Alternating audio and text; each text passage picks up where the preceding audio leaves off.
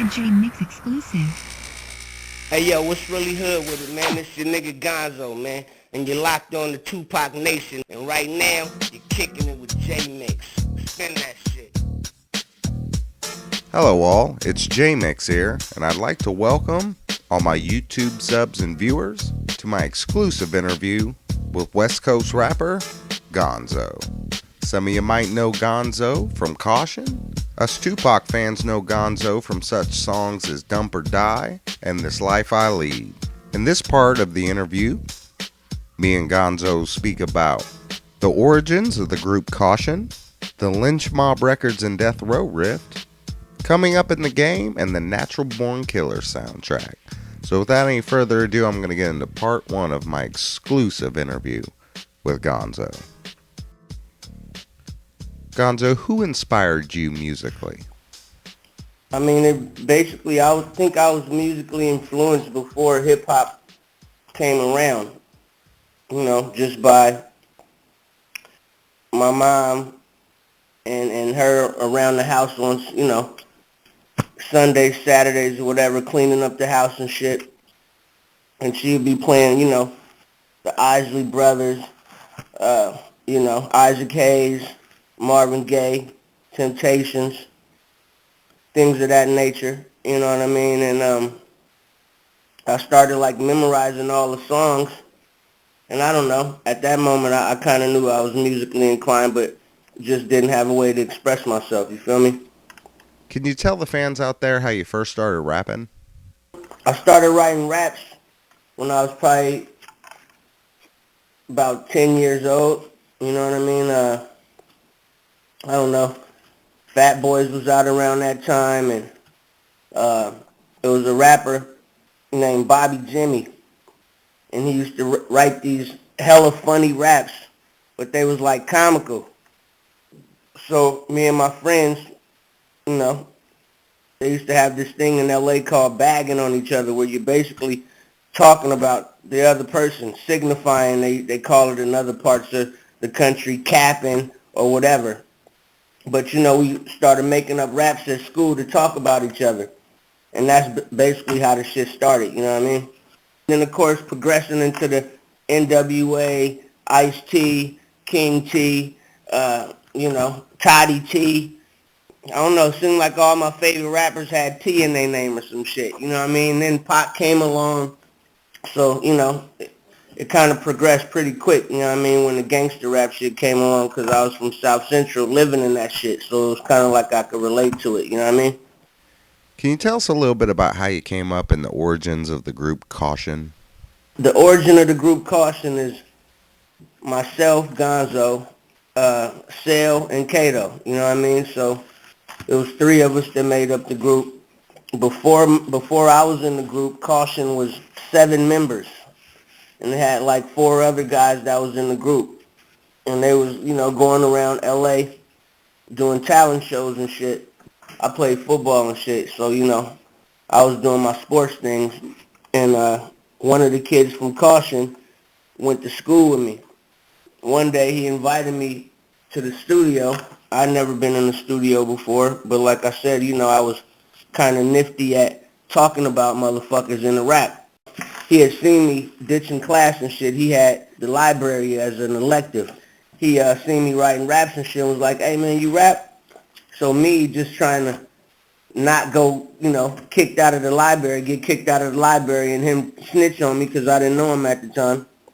I was like, yeah, I rap, but I didn't rap, you feel me? So, he seen that I rapped and was like, yo, you should come fuck with me and my group, Kausion, at the studio Saturday on Crenshaw. I'm like, oh shit, that sound cool. Then he threw in, but bring $60 because it's $30 an hour, and if you want to record something, it'll take about 2 hours. So I asked my mom for $60 and went to the studio on Saturday, and only 2 of the guys from Kausion was there, which was him and Kato, the guy who done the beats. Me, him, and Kato ended up doing a song together. And that song that me, him, and Kato done ended up being the last song on Kausion's demo tape, because they had just signed a demo deal with Capitol Records at that time.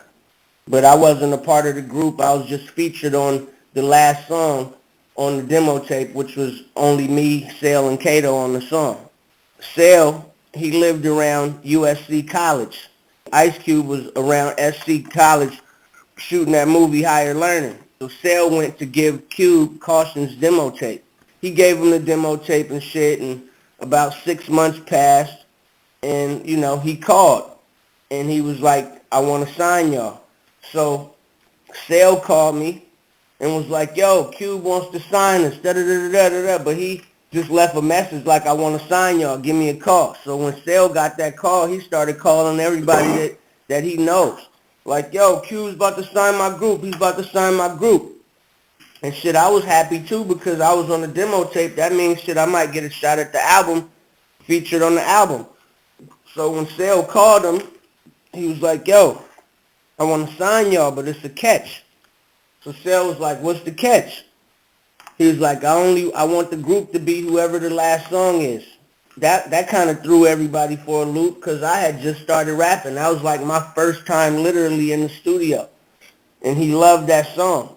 And it had Cypress Hill on the song. Like it had a sample of Cypress Hill in the song. That song was called What That South Central Like. It ended up being on our album, the Kausion album. Y'all know what that song is, What That South Central Like, with Be Real on it. That was the song that got us our deal with Ice Cube. And that was my first time in the studio. And he wanted us to be the group. He heard something in that song, and the other guys that was previously in the group, I really never heard from them again. Like, I don't know what Sale and Kato told them, but Caution was formed at that minute. Hey, this is Money B from Digital Underground, and I'm interrupting this J-Mix interview to ask all my friends to check out the Going Way Back Show live stream every Tuesday night, 8 p.m. Pacific Standard Time on TRadioV.com. And be sure to subscribe to the Going Way Back Show YouTube channel. See you then. Peace. What was it like to work with Ice Cube, and was he actively working with you guys in the studio? Yeah, man. I mean, working with Cube, he's a perfectionist, and yes, he did work hands-on with us in the studio every day, you know what I mean?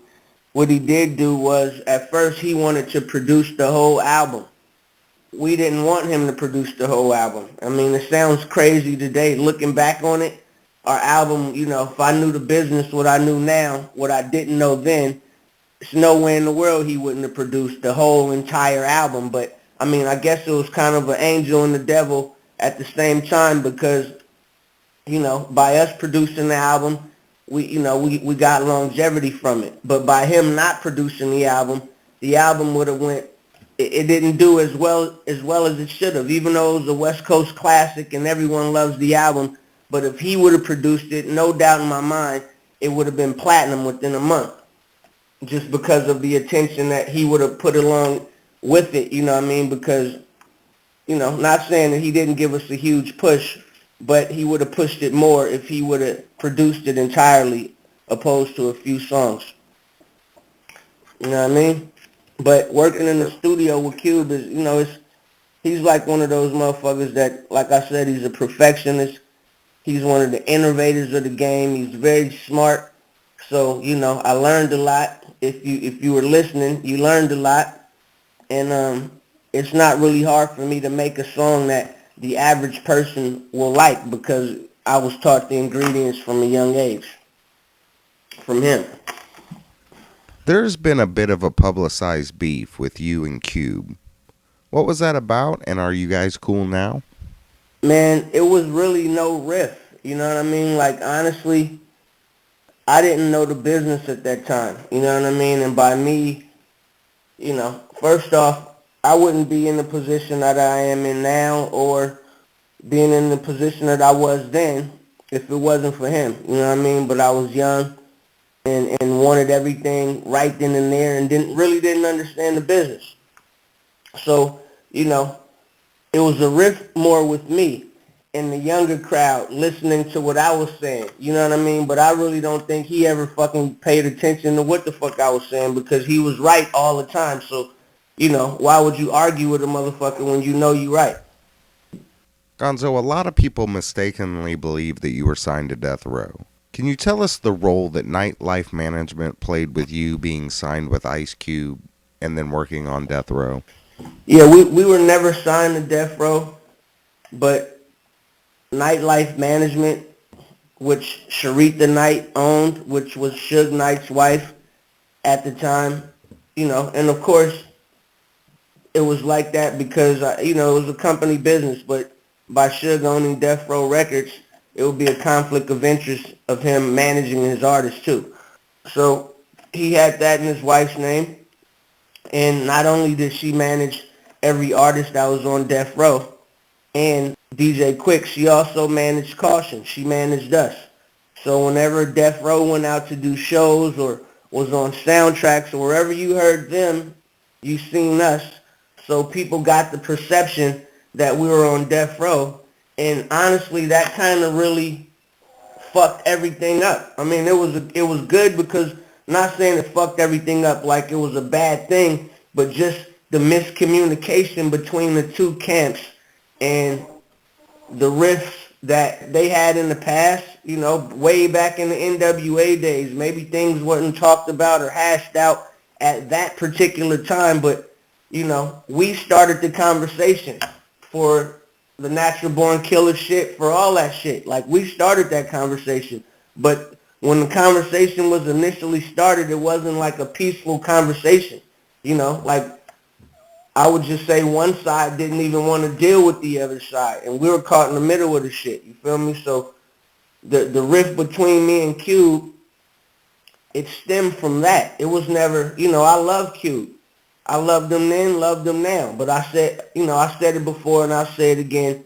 I didn't know the business of how things work then. You know what I mean? It's like a lot of personal shit is still, the outcome of why things don't happen in Hollywood and why some things do happen.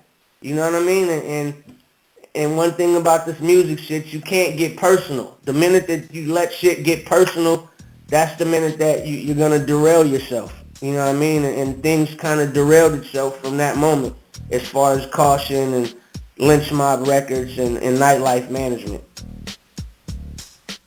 Once again, this is J-Mix here. I want to thank all my YouTube subs and viewers.